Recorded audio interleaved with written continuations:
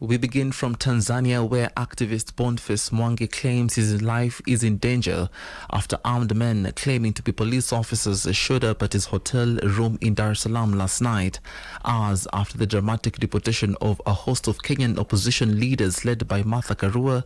Armed men claiming to be police officers stormed Mwangi's hotel, knocked on his door, asking him to step outside and talk, but he refused.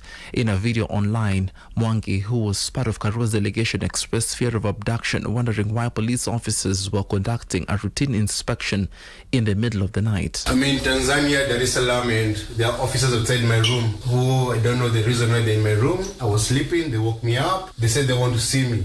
But they're not saying the reason why they want to see me. And I'm scared for my life.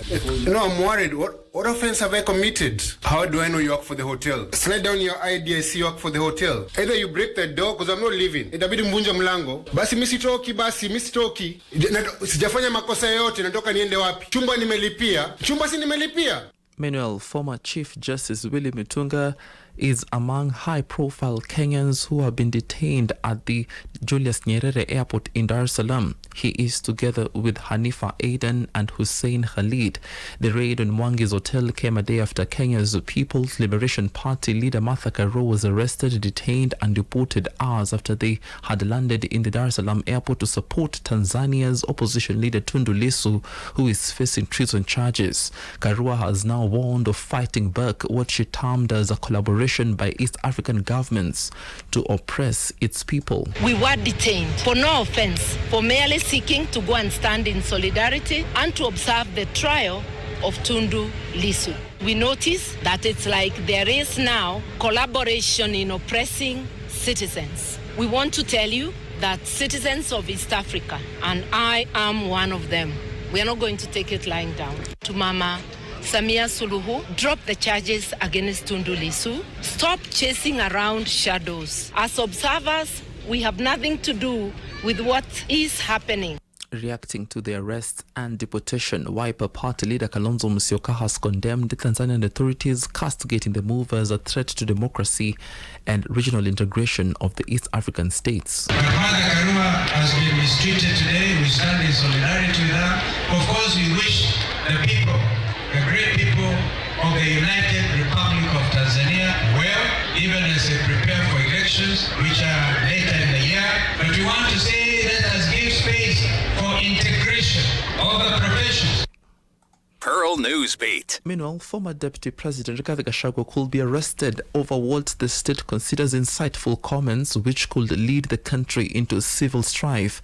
This follows the former DP's statement that if IEBC mismanages the 2027 elections, the country will sink into conflict that will make the 2007-2008 post-election violence appear to be like a Christmas party, in his words.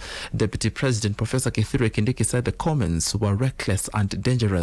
Interior Cabinet Secretary Kipchumba Murkomen has warned Gachagua that no one is above the law, adding that the government will closely monitor political actors and will not hesitate to take legal action against those inciting ethnic division or violence. Anybody preaching violence and prophesying violence and threatening war and violence is as dangerous as the bandits of the North Rift and as the terrorists of the Lamu Enclave in northern Kenya. Those who have made our people suffer and shed blood. So we will not allow. Unajua kuna watu wanatutisha, wanafikiria they are now above the law. Wanafikiria hawatashikwa, wanafikiria hawatafungwa. I am going to tell you, under our watch, this country is not going to condone anybody who wants to ban this nation. But speaking Sunday, Gachagua maintains that his statements were taken out of context. Maybe now they're trying to change the context of what I say. Maybe sinasema Kenya itakuwa fujo. Mimi nasema nikisikiza Wakenya vile wanasema wewe William Ruto usijaribu kuiba uchaguzi. Nimeuliza IEBC, please be patriotic.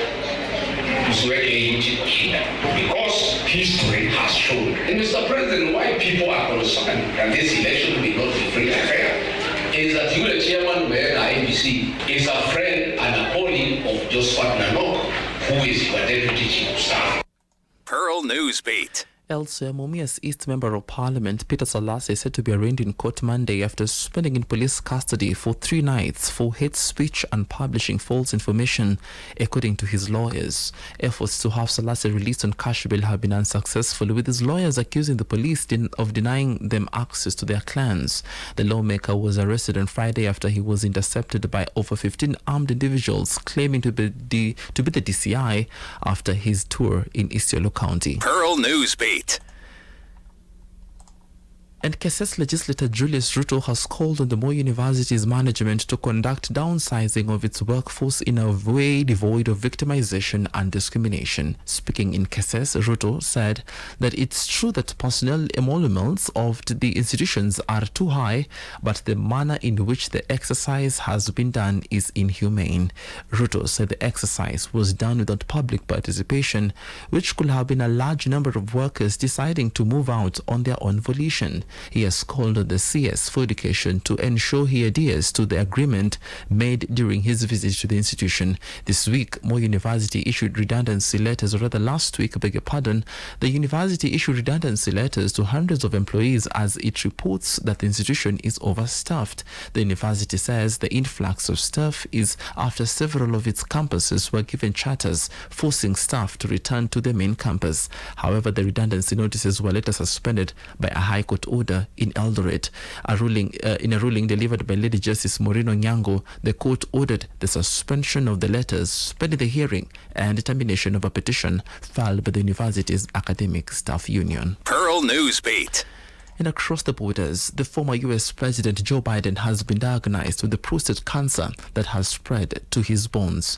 The 82-year-old who left office in January was diagnosed on Friday after he saw a doctor last week for urinary symptoms. The cancer is a more aggressive form of the disease, characterized by a Gleason score of 9 out of 10. This means his illness is classified as high grade and the cancer cells could spread quickly, according to Cancer Research UK. Biden and his family are said to be reviewing treatment options, with his office adding that the cancer was hormone sensitive, meaning it could likely be managed. Following the announcement, world leaders have sent their messages to the former president, with the sitting head of state Donald Trump noting that he is saddened to hear about Joe Biden's recent medical diagnosis and wished him speedy recovery. Former Vice President Kamala Harris, who served under Biden, wrote on X that she and her husband Doug Emhoff are keeping the Biden family in their prayers. In a post on X, Barack Obama, who served with Joe Biden as his deputy, said that he and his wife Michelle were thinking of the entire family. Pearl Radio, the home of fresh and classic hits.